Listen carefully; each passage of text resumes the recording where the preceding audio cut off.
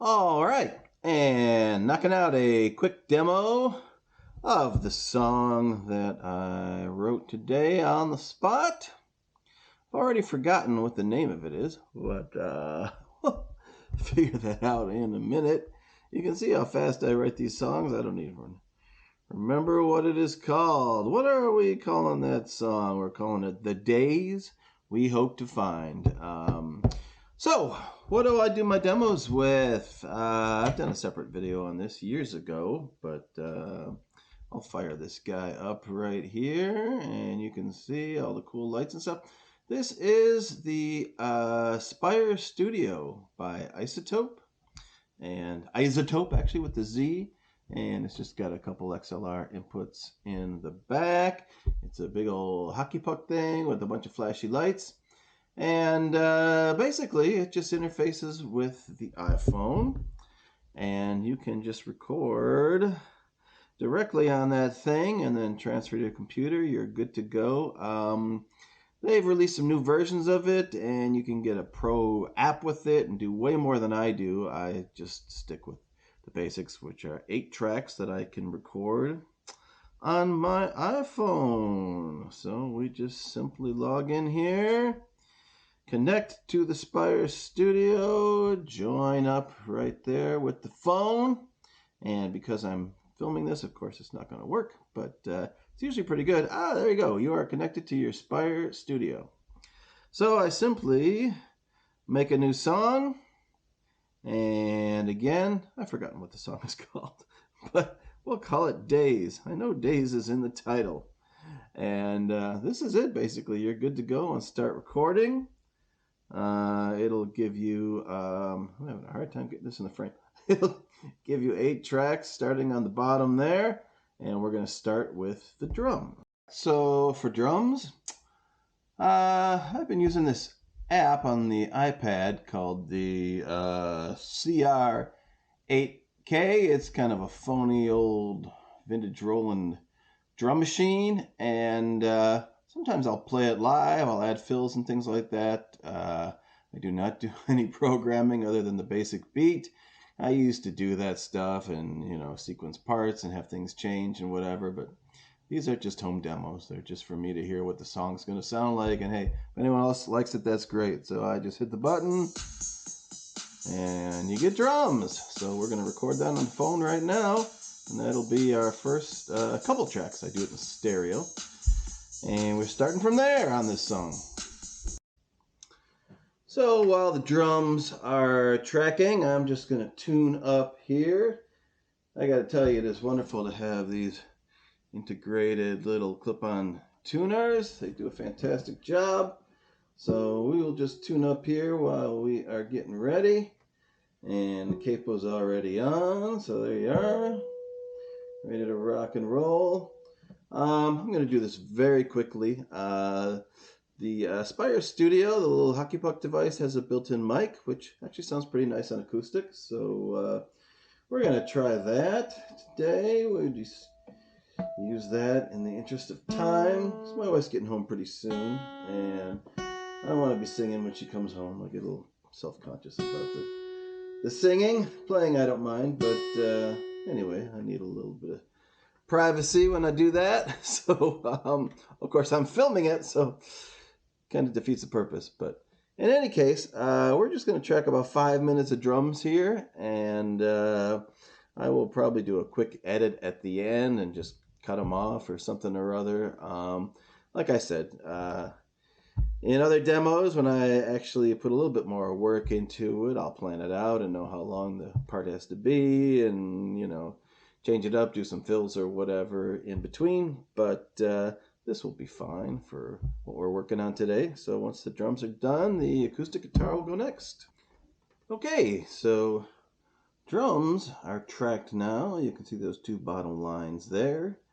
And we're moving on to the acoustic guitar, which is being recorded right here on the Spire Studio with the built-in mic. Already got a level on it. I've added some reverb, so all I need to do is just hit the red button right on there, and we are ready to rock and roll.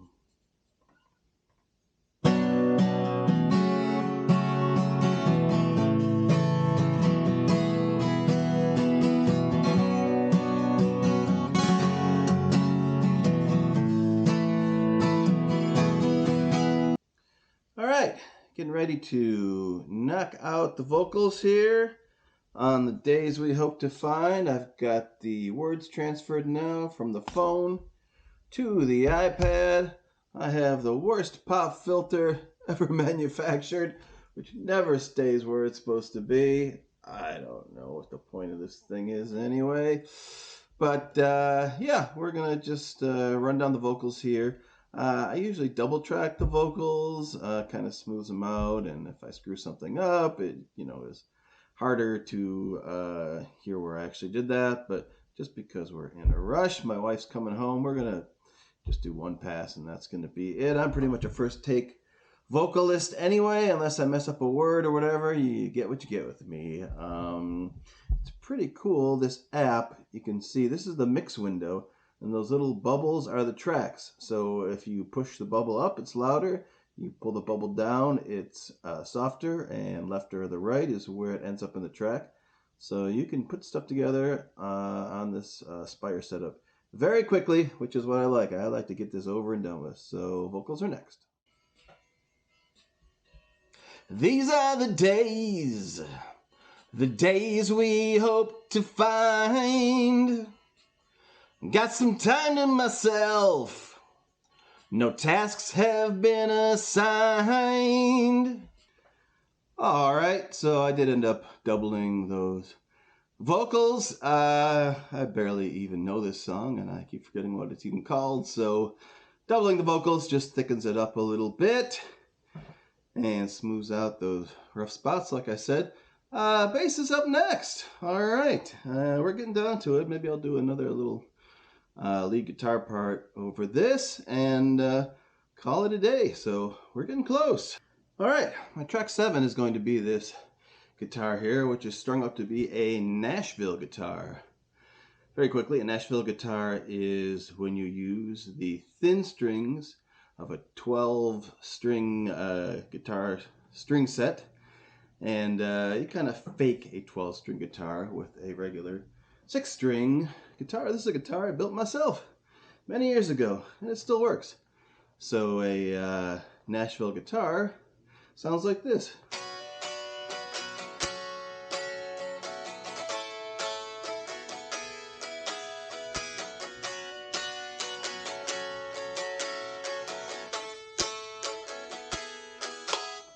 Oh, string just broke. It's all right. I already recorded it.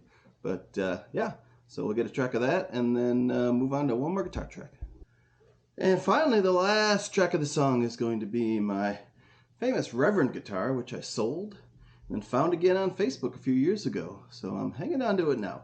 But I'm going to tune the low E down to D, and then I have a cool kind of distorted riff that's going to work in the song. And the next thing you're going to hear is the actual completed song.